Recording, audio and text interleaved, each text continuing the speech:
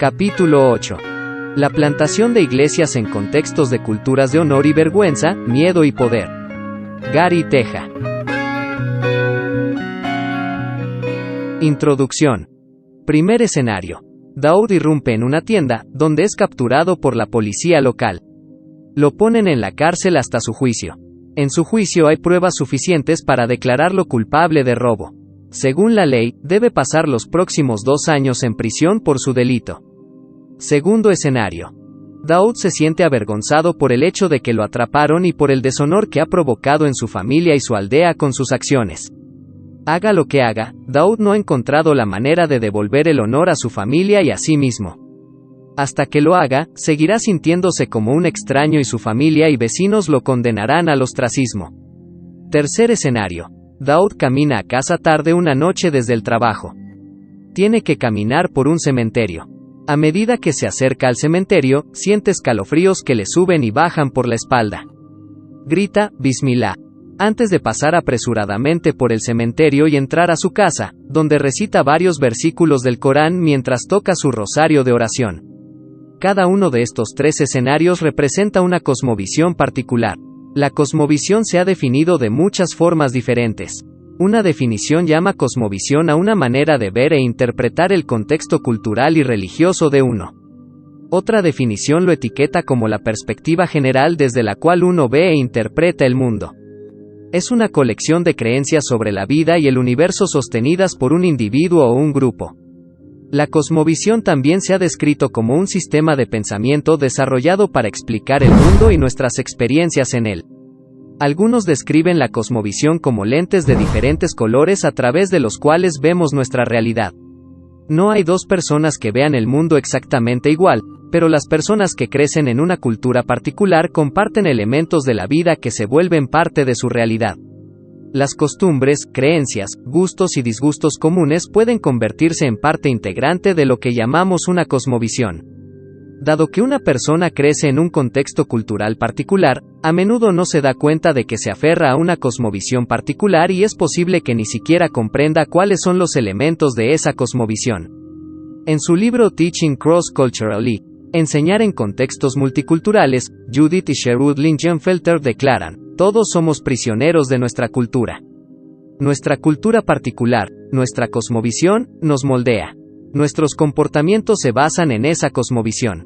Esto a menudo nos causa confusión cuando interactuamos con personas de una cosmovisión diferente. Suponemos que los demás harán las cosas a nuestra manera e interpretamos su comportamiento de acuerdo con nuestros propios valores y comprensión. Como consecuencia, somos ciegos a las diferencias culturales y ni siquiera pensamos en cuestionarnos por qué las personas actúan o piensan de manera diferente a nosotros, escribe Duane Elmer. Entrar en otra cultura significa encontrar diferencias, todos los días, todo el día. En este capítulo queremos ver más de cerca esas diferencias. Haremos esto nombrando 3 cosmovisiones diferentes. Estas cosmovisiones impregnan las religiones del mundo en un grado u otro. Si nosotros hemos de llegar a un musulmán religioso o un budista practicante, por ejemplo, necesitamos entender cómo cree esa persona. Su cosmovisión predominante influye en sus creencias y prácticas religiosas, y puede estar en conflicto con las nuestras. Si buscamos transmitir las buenas nuevas de Jesucristo, debemos hacerlo en los patrones de pensamiento de nuestros oyentes. Esto es lo que los antropólogos y misiólogos llaman contextualización. Sin entrar en debate sobre la contextualización, la definiremos simplemente como presentar el Evangelio en el contexto la realidad de nuestros oyentes en términos que tengan sentido para ellos. En el material de la red de multiplicación sobre iglesias más fuertes, saludables, lo llamamos texto en contexto. Significa reconocer las diferencias mencionadas anteriormente y usar esas diferencias para transmitir el Evangelio eterno e inmutable en ese contexto diferente. Todd Benkert lo explica de esta manera. La tarea de llevar el Evangelio al mundo implica comunicar el Evangelio a personas de diferentes culturas. Proclamar y vivir el Evangelio en un entorno particular requiere un proceso llamado contextualización. La contextualización nos ayuda a compartir el Evangelio de la manera más eficaz para comunicar las buenas nuevas en una cultura particular y ayudar a los nuevos creyentes a practicar su fe cristiana de modo que transforme y tenga sentido dentro de esa cultura. La contextualización puede ser un tema controvertido porque, de acuerdo con Juan Wagenfeld y Tim Koster, podemos sobreadaptar o subadaptar. Ellos escriben: cuando contextualizamos, caminamos por una delgada línea entre adaptarnos en exceso a la cultura o no adaptamos. Si nos adaptamos demasiado, el Evangelio comienza a diluirse y no proporcionamos los desafíos, que necesitan ser confrontados para que las personas realmente luchen con lo que significa aceptar y seguir a Cristo. Si no nos adaptamos, la gente simplemente se alejará porque, si bien están escuchando la verdad bíblica, se les está dando respuestas a preguntas que no están haciendo en conceptos que no tienen sentido para ellos y con argumentos que no tienen peso en su mundo. La sobreadaptación puede terminar en lo que llamamos sincretismo. El sincretismo se puede definir como la combinación de diferentes formas de creencias o prácticas. Al describir el efecto del sincretismo cuando se trata de las buenas nuevas, Paul Gebert, Daniel Shaw y Tite Tienow escriben que esto se convierte en la mezcla de diferentes creencias y prácticas de maneras que distorsionan la verdad y el poder del Evangelio. Incluso cuando buscamos comprender las diferentes cosmovisiones y tratamos de hablarles de las buenas nuevas de Jesucristo, contextualización no debe hacerse con poca previsión o pensamiento. En el pasado, e incluso hoy, algunos, en su deseo de alcanzar a los perdidos en el pecado, no analizan críticamente el mensaje contextualizado que se transmite. Esto da como resultado, una incorporación acrítica de viejas creencias y prácticas, que abre la puerta al sincretismo de todo tipo, así como al relativismo cultural y filosófico, que destruye toda verdad y autoridad. Gebert nos llama a hacer una contextualización crítica.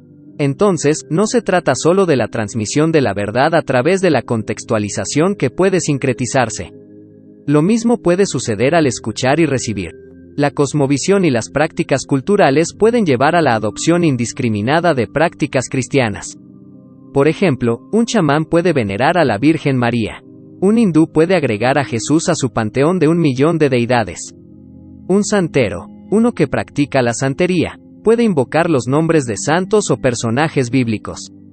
Entre los granjeros holandeses de Pensilvania eran comunes los letreros hexagonales pintados a los lados de sus graneros para proteger a los animales del interior de cualquier daño. Esta práctica precristiana fue adoptada por cristianos que emigraron de Alemania al medio oeste de Estados Unidos. Y así, ahora llegamos al meollo de este capítulo, que son 3 cosmovisiones, 3 formas de ver el mundo que nos rodea. En cada caso, llevamos un juego de lentes de colores diferentes o marcos diferentes para interpretar el mundo. Necesitamos reconocer esto y encontrar maneras de superar esas diferencias para ser efectivos en nuestra plantación de iglesias. Culturas, cosmovisiones, basadas en la culpa, la vergüenza y el miedo. A medida que buscamos presentar las buenas nuevas de manera transcultural, comenzamos a notar diferencias entre las 3 cosmovisiones u orientaciones de la vida. Encontramos que algunas personas definen sus vidas por una preocupación por la culpa, mientras que otras están preocupadas por la vergüenza y otras por el miedo. Estas se presentan a sí mismas como cosmovisiones dicotómicas, es decir, cosmovisiones que combinan 2 partes: culpa y justicia, honor y vergüenza, miedo y poder. Muchos de nosotros no somos plenamente conscientes de estas dicotomías y de cómo se manifiestan en nuestros tratos con personas diferentes a nosotros. Sin embargo, estas diferencias son muy importantes y pueden ayudarnos a comprender una cultura y cómo penetrarla con la noticia salvadora de Jesucristo. No ser consciente de estas diferencias puede resultar en una falta de comunicación que podría ser fatal para nuestro intento de compartir las buenas nuevas con otra persona.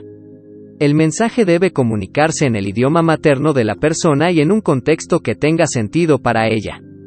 Lo que estamos transmitiendo puede ser desde nuestra cosmovisión, mientras que la persona a la que queremos llegar ve el mundo a través de lentes de un color diferente. En cierto sentido, no nos vemos cara a cara. Por ejemplo, para una persona que nunca ha visto nieve, que le mencionemos que nuestros pecados pueden volverse blancos como la nieve no significa nada. Donde el pan no es un alimento básico, es ineficaz hablar de Jesús como el pan de vida. Eso debe contextualizarse con Jesús como la mandioca de la vida o el arroz de la vida. De lo contrario, nuestro mensaje se envía a través de lentes azules a una persona que usa lentes verdes o amarillos. Lo que hace que las personas se muevan, lo que le habla al corazón de una persona, puede pasarse por alto porque nuestra orientación es diferente a la del oyente. Si una persona de una cultura basada en la culpa le habla a una persona de una cultura basada en la vergüenza o una cultura basada en el miedo, lo que la persona de la cultura basada en la culpa considera buenas nuevas podría caer en oídos sordos o ser recibido con una comprensión distorsionada. Cabe señalar que muchos de nosotros podemos estar perdiendo lo mejor que la Biblia tiene para ofrecer si nuestra cosmovisión no está alineada con la de los agentes humanos que Dios utilizó para registrar las Escrituras. Perdemos el significado de gran parte de las Escrituras, las cuales fueron escritas por personas que vivieron en el Medio Oriente y cuya cosmovisión hizo que la comprensión de ese texto fuera natural y no forzada. De hecho, la Biblia está destinada a todas las personas, del norte, sur, este y oeste, pero es básicamente un texto del Medio Oriente en su origen. Por lo tanto, la Biblia trata más con las cosmovisiones de honor y vergüenza, miedo y poder que con la cosmovisión de culpa y justicia. Por esta razón, los nacidos fuera del Medio Oriente pierden la riqueza de la Biblia, que a menudo tiene más sentido para los de Medio Oriente o África. Un plantador de iglesias intentará compartir el Evangelio a través de sus lentes culturales, eligiendo aquellos pasajes que sienta que hablan del problema del corazón del hombre cuando, de hecho, tales versículos podrían no tocar los corazones de otros oyentes que están operando en un marco diferente. En torno a un tercio de la población tiende a mirar el mundo a través de lo que llamamos culpa y justicia.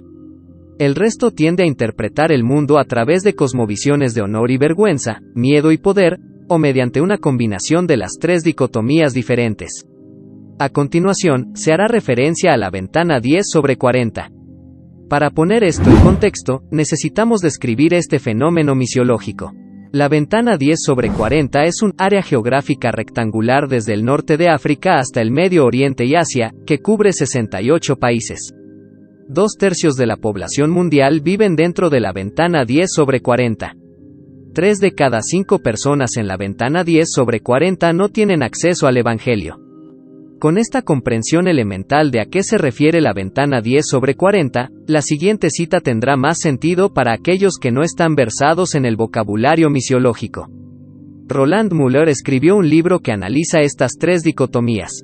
Escribe: muchas naciones occidentales, Europa del Norte, América del Norte, Australia y Nueva Zelanda, tienen culturas que contienen principalmente características culturales basadas en la culpa. Por otro lado, gran parte de la ventana 10/40 está formada por culturas basadas en la vergüenza. La mayoría de las religiones y culturas primarias del mundo, como las tribus de las selvas de África, Asia y América del Sur, se estructuran en torno a principios basados en el miedo. ¿Está empezando a ver la dificultad de comunicar el Evangelio de forma intercultural? Pasaremos ahora a una mirada más cercana a cada una de estas tres vistas del mundo. Culpabilidad y justicia. En la cosmovisión occidental, la justicia se determina en función de la culpa.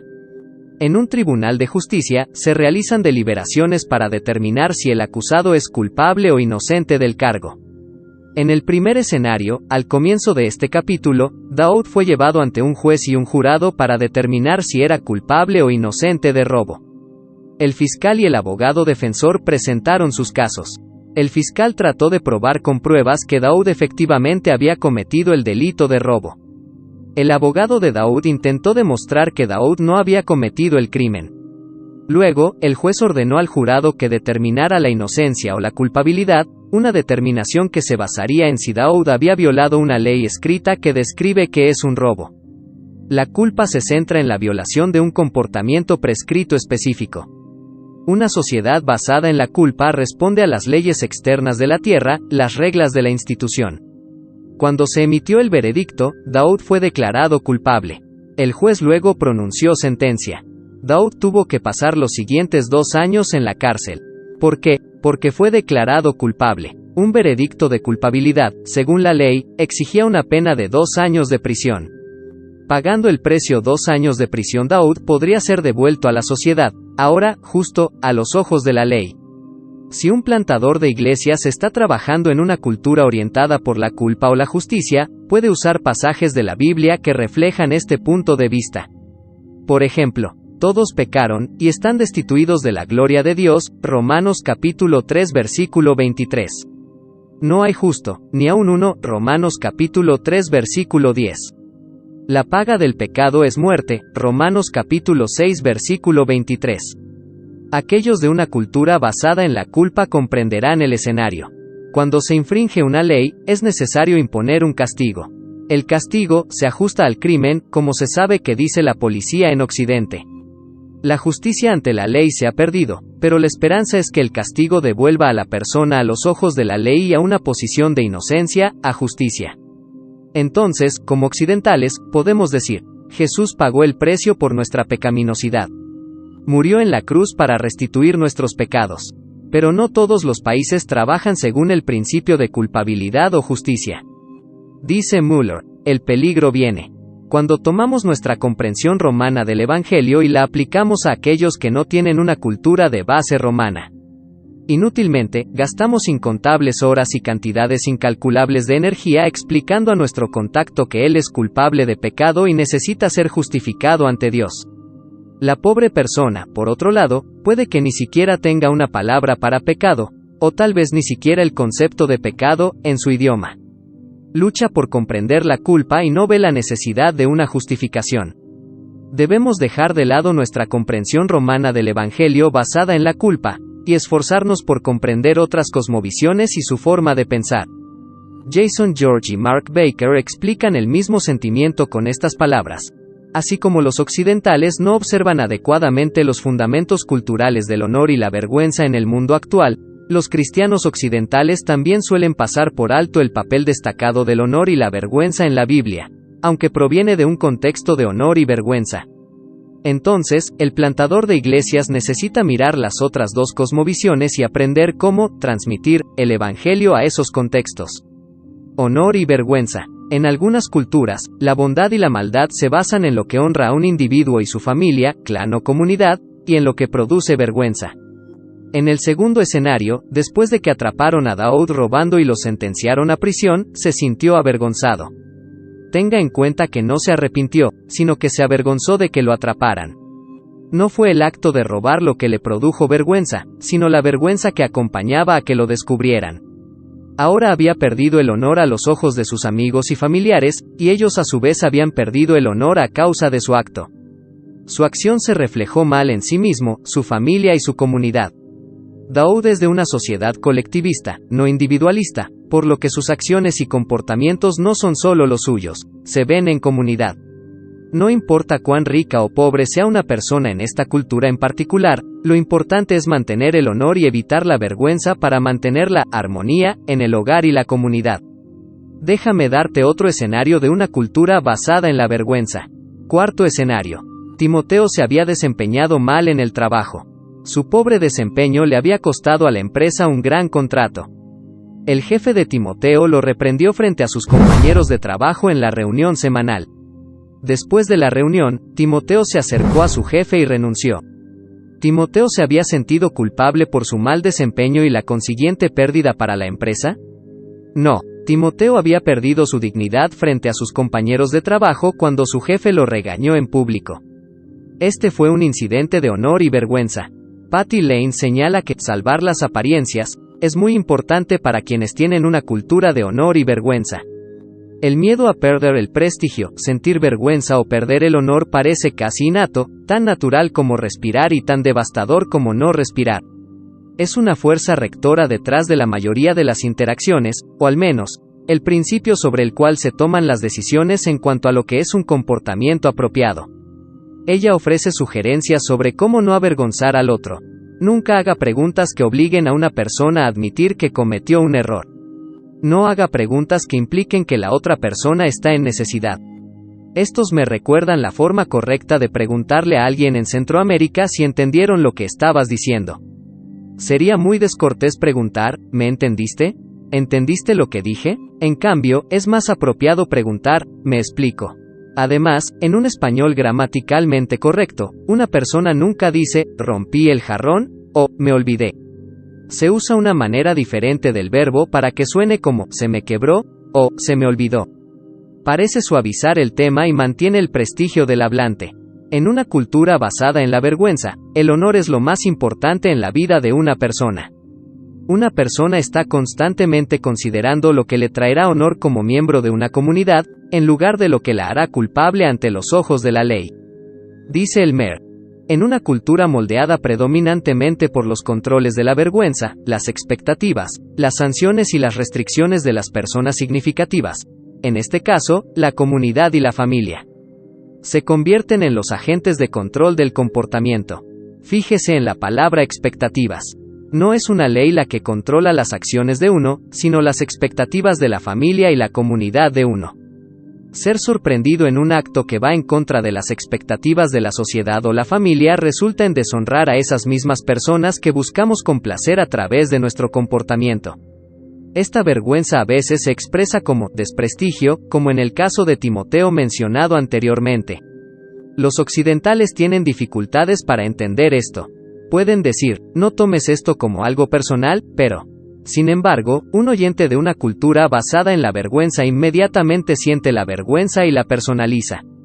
Elmer comparte algunas ideas útiles sobre esto. La palabra tailandesa para perder el prestigio significa, literalmente, arrancarle la cara a alguien para que se vea feo ante sus amigos y la comunidad. La palabra entre los shonas en Zimbabue significa, literalmente, pisotear mi nombre. Estas palabras son intercambiables. Vergüenza, desprestigio, deshonra. Todos ellos representan la cosmovisión de honor y vergüenza sobre la cual los que tienen una cosmovisión basada en la culpa por lo general no entienden. Es obvio, entonces, que un plantador de iglesias que trabaja en tal cultura, o que habla con una persona de tal cultura, necesita considerar cuestiones de honor y vergüenza al presentar el Evangelio. Las Escrituras permiten que el Evangelio sea presentado en términos distintos a los que se enfocan en la culpa y la justicia. Aunque los plantadores de iglesias occidentales están educados para hablar del Evangelio en términos de culpa y justicia, necesitan considerar otras formas de contextualizar el mensaje antiguo. Por ejemplo, Pablo dijo, no me avergüenzo del Evangelio, Romanos capítulo 1 versículo 16. El pecado se puede presentar en términos de cómo trae vergüenza para uno mismo y para la comunidad, y vergüenza para Dios. El plantador de iglesias no necesita hablar de culpa y justicia en una cultura de vergüenza. Incluso la muerte de Jesús en la cruz puede ser analizada como un acto vergonzoso, Hebreos capítulo 12 versículo 2, y cómo nuestra condición ante Dios ha llevado a Jesús a este punto vergonzoso de su vida. Hemos deshonrado a Jesús al obligarlo a morir en la cruz. El honor le es restaurado a Jesús en su resurrección de entre los muertos, su ascensión al cielo y su asiento a la diestra de Dios Padre. Solo aceptando la muerte de Jesús en nuestro nombre se puede quitar esta vergüenza. Nos honra ser llamados hijos e hijas de Dios. Incluso Primera de Pedro capítulo 2 comparte las buenas noticias de que, si ponemos nuestra confianza en Jesús, la piedra angular, no debemos avergonzarnos. ¿Cómo explicamos la justificación en una cultura de vergüenza y honor? Ser justificado es estar en una relación adecuada con Dios, ser un participante pleno en la comunidad del pueblo de Dios. Aunque la cruz es un evento de vergüenza, la resurrección rebosa de honor y gloria. Es interesante que incluso en la teología occidental haya un reconocimiento de la vergüenza y el honor, particularmente en la teología sistemática de Louis Berkhoff. Él hace referencia a los dos estados de la vida de Jesús. El estado de humillación, su encarnación, sufrimiento, muerte y sepultura, y el estado de glorificación, su resurrección, ascensión, colocación a la diestra de Dios y su regreso físico. Vemos restaurados tanto la vergüenza como el honor. Romanos es un libro del Nuevo Testamento que a menudo se cita como una polémica sobre la culpa y la justicia. Sin embargo, varios misiólogos han mostrado cómo Romanos también podría interpretarse desde una perspectiva de honor y vergüenza, o incluso desde una perspectiva de miedo y poder. George escribió un excelente artículo sobre esto. Aún más extenso es el libro de Jackson Wu, Reading Romans with Eastern Eyes, leyendo Romanos con ojos orientales. Al leer Romanos con ojos orientales, señala Wu, podemos discernir ideas y aplicaciones clave que a menudo los intérpretes occidentales pasan por alto o subestiman. Una lente oriental equipa a los lectores para ver el significado del honor y la vergüenza en el mensaje y la misión de Pablo. Tómese unos minutos para pensar en esto. Incluso haga una pausa aquí para hojear Romanos. ¿Cuáles son algunas palabras clave que surgen de las páginas de Romanos que hablan de honor y vergüenza? Encontrará que este es un ejercicio útil para comprender cómo usar este libro en particular para llegar a aquellos en una cultura basada en la vergüenza.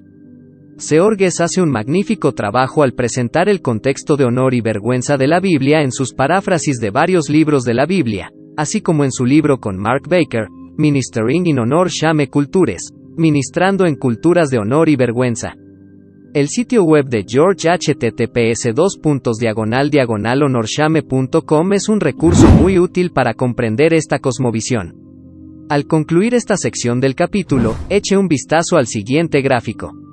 Muestra palabras en la Biblia que hablan del honor y la vergüenza. Encierra en un círculo las palabras que hablan de honor y tacha las palabras que hablan de vergüenza. Este ejercicio es para aumentar su conciencia de la naturaleza del Medio Oriente, de la Biblia, que surge de una cultura basada en la vergüenza. Miedo y poder. Algunas culturas están preocupadas por el miedo y el poder. Tienen miedo a lo desconocido, a los espíritus que viven en lugares oscuros, a los espíritus que causan enfermedades o que poseen a una persona que parece estar loca. Buscan poder para ahuyentar a los malos espíritus, curar enfermedades, expulsar demonios. Incluso pueden buscar poder para lanzar maldiciones sobre sus enemigos. La mayoría de estas son culturas animistas. Pueden residir en las selvas de Asia o América Latina. Pueden estar en lo alto del altiplano del Perú. Incluso en las principales ciudades tanto del este como del oeste, encontrará personas que viven constantemente en una cultura basada en el miedo, incluso si quienes los rodean no lo hacen. Piense en los que practican el vudú o la santería. Considere a aquellos que consultan su horóscopo diario o ponen signos hexadecimales en sus puertas. La persona que cruza sus dedos índices uno sobre el otro para hacer la señal de la cruz está exhibiendo sin darse cuenta una práctica basada en el miedo. Paul Gebert y sus colegas Daniel Shaw y Tite Tienow escriben, en un mundo lleno de espíritus, brujería, hechicería, magia negra, maldiciones, malos augurios, tabúes rotos, ancestros enojados, enemigos humanos y falsas acusaciones de todo tipo, la vida rara vez es despreocupada y segura. Las cosechas fallan, la casa desaparece, las plagas diezman la aldea, la muerte súbita se lleva a los jóvenes y fuertes, los enemigos atacan de noche y los rivales buscan la vida de uno. Se refieren a la vida en sociedades tradicionales. El miedo, sin embargo, no se encuentra solo en las sociedades tradicionales. Existe incluso en las áreas metropolitanas modernas. En muchos lugares del mundo, es, o era, una práctica común el Domingo de Ramos llevar a casa, después del servicio de adoración, una cruz formada con ramas de palma para colocarla sobre el marco de la puerta para ahuyentar a los malos espíritus. En la época medieval, la gente a menudo colocaba ajo en la casa para mantener alejados a los vampiros. Estos eran temores infundados, pero temores, al fin y al cabo. Algunas personas, sofisticadas, aún consultan a un lector de manos o visitan a un psíquico por temor a lo que sucederá en el futuro. Edward Hoskins escribe, como médico, durante los últimos 25 años he visto morir a muchas personas. Para aquellos que no conocen a Cristo, la emoción más usual fue el terror. A pesar de su religiosidad exterior, la mayoría de los musulmanes que he conocido también viven con el miedo de lo que les espera después de la muerte. El miedo a la muerte es uno de los miedos básicos de muchos seres humanos. Es un miedo a lo desconocido o, en sus mentes subconscientes, un miedo a no haber sido lo suficientemente bueno para merecer la existencia en una dimensión diferente que existe más allá de los confines de este mundo. Qué buenas nuevas tiene la Biblia para los que viven con miedo. ¿Cómo debemos abordarlos? Afortunadamente, las Escrituras también hablan el idioma de aquellos que viven en una cultura de miedo y poder. La Biblia habla de muchos encuentros de poder. El Evangelio da varios ejemplos de poder sobre las cosas que causan miedo en los corazones de los humanos. El Evangelio de Mateo, por ejemplo, contiene muchas referencias al poder de Dios sobre aquellas cosas que causan miedo en los corazones de los simples humanos. Jesús tiene un encuentro de poder con el diablo en el desierto y es victorioso sobre el diablo, capítulo 4 versículo 1 al 11. Jesús sana a 2 hombres poseídos por demonios, capítulo 8 versículo 28 al 34. Jesús sana a un hombre con la terrible enfermedad llamada lepra, capítulo 8 versículo 1 al 4. Jesús demuestra su poder incluso sobre un mar tempestuoso, capítulo 8 versículo 23 al 27, y demuestra el poder de Dios sobre la muerte al resucitar de entre los muertos, capítulo 28 versículo 1 al 10. Jesús dice: Toda potestad me es dada en el cielo y en la tierra, capítulo 28 versículo 18. También se pueden encontrar referencias al poder de Dios en otros libros del Nuevo Testamento. Pablo dice: No me avergüenzo del Evangelio, porque es poder de Dios para salvación, Romanos capítulo 1 versículo 16. Los ángeles les dicen a los pastores: No temáis, porque aquí os doy nuevas de gran gozo, Lucas capítulo 2 versículo 10. Jesús, apareciéndose a sus discípulos después de su resurrección, dice: Paz a vosotros. Lucas capítulo 24 versículo 36. Quizás el mayor pasaje de las Escrituras usado para vencer el miedo, Romanos capítulo 8 versículo 31 al 39, dice que somos victoriosos, más que vencedores, en Jesús. Tenemos paz en nuestros corazones en lugar de temor, porque sabemos que no hay poder en la tierra ni en el ámbito espiritual que pueda separarnos de Dios por medio de Jesucristo. Romanos capítulo 8 versículo 38 al 39. Durante años, los misioneros han conocido la eficacia de los encuentros de poder, de la expulsión de demonios o de la curación de personas, o incluso de la resurrección de entre los muertos. Nuestra cultura occidental tiende a negar tales milagros, pero no se puede encasillar a Dios. De la misma manera en que quienes pertenecen a una cosmovisión basada en la culpa pueden hablar de encuentros con la verdad, quienes pertenecen a una cultura basada en el miedo pueden experimentar encuentros de poder. No podemos limitar el comportamiento de Dios. El mismo Dios que dividió el Mar Rojo es el Dios que puede manifestar milagros en el mundo de hoy como medio para atraer a los pecadores. Según la versión de la Biblia que esté citando, las Escrituras contienen entre 75 y más de 100 referencias a no temas y no tengas miedo. ¿Puede pensar en algunos casos en los que Dios se manifestó ante usted como un Dios de poder frente al miedo?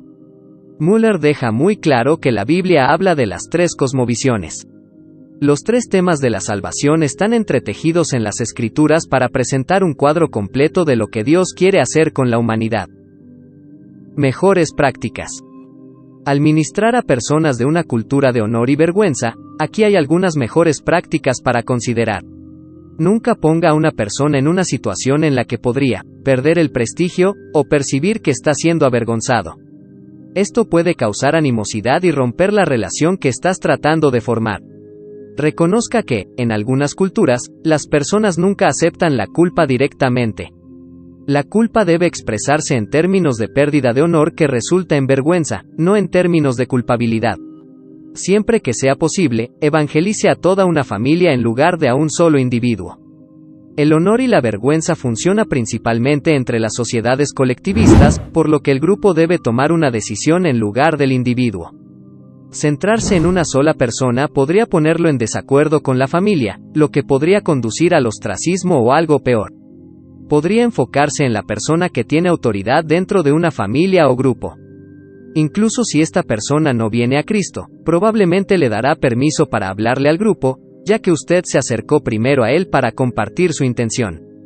Comparta pasajes de las Escrituras que hablen al corazón de la persona inmersa en una cultura de honor y vergüenza. Son textos que hablan de pertenencia a Dios y a su familia.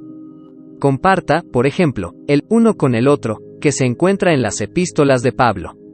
Estos son importantes para una comunidad de creyentes que viven, trabajan y adoran juntos. La seguridad que viene de Romanos capítulo 8 versículo 38 al 39 da fe del poder de Dios a través de Jesús para eliminar el miedo. La parábola del hijo pródigo es un pasaje bíblico excelente para que lo estudien los miembros de una cultura de honor y vergüenza porque trata sobre la pérdida del honor, la vergüenza resultante que se produce sobre un individuo y su familia, y su restauración al honor y a su familia. Al ministrar a personas de una cultura de miedo y poder, aquí hay algunas mejores prácticas para considerar. Comparta pasajes de las Escrituras que demuestren el poder de Jesús sobre el mal y la calamidad. La resurrección de entre los muertos, el poder sobre las tormentas y las curaciones de cualquier tipo atestiguan el poder de Jesús. J. Herbert Kane escribe: Nosotros en Occidente equiparamos la religión con la verdad, olvidando que en el tercer mundo la gente equipara la religión con el poder. Preguntamos, ¿es verdad? Ellos preguntan, ¿funciona? El libro de los Hechos está lleno de encuentros de poder. De resucitar a personas de entre los muertos, de demonios exorcizados en el nombre de Jesús, de burladores reprendidos. Incluso en la actualidad, en muchas culturas basadas en el miedo, lo milagroso es lo que convence a la gente de la veracidad del mensaje del Evangelio. No ridiculice o cuestione cuando una persona comparte una experiencia de espíritus malignos o está usando un amuleto. Él ve algo que quizás tú no estés viendo, especialmente si eres de una cultura occidental o de un trasfondo influenciado por Occidente. Usted puede ser el no iniciado, el ignorante, en este contexto cultural. Resumen. Reconozca, entonces, que, al considerar la plantación de iglesias entre los practicantes de una religión mundial, está tratando con una de estas tres cosmovisiones. Para ser eficaz, debe tener en cuenta la mejor manera de presentar el mensaje del Evangelio a ese grupo. Debe considerar la mejor manera de contextualizar las buenas nuevas para que lo que se escuche sea realmente una buena noticia para sus oyentes. El Espíritu Santo utilizará esas palabras, esos pasajes de las Escrituras, para tocar sus corazones, incluso traspasar sus corazones, con un conocimiento de salvación para liberarlos de la culpa, la vergüenza o el temor, colocándolos en una posición de justicia ante Dios, de honor, y empoderados para compartir esta misma buena nueva con otros que todavía tienen que escuchar y experimentar el amor, el perdón y la restauración de Dios. Preguntas para la reflexión. Enumere las tres cosmovisiones descritas en este capítulo. ¿Cuál tiende a ser la visión dominante del mundo en su propia vida? ¿Cómo puede la contextualización, llevada al extremo, conducir al sincretismo? ¿Qué significa vivir en una cultura basada en la culpa? ¿Qué textos usaría con una persona así? ¿Qué significa vivir en una cultura basada en la vergüenza? ¿Qué textos usaría con una persona así? ¿Qué significa vivir en una cultura basada en el miedo? ¿Qué textos usaría con una persona así?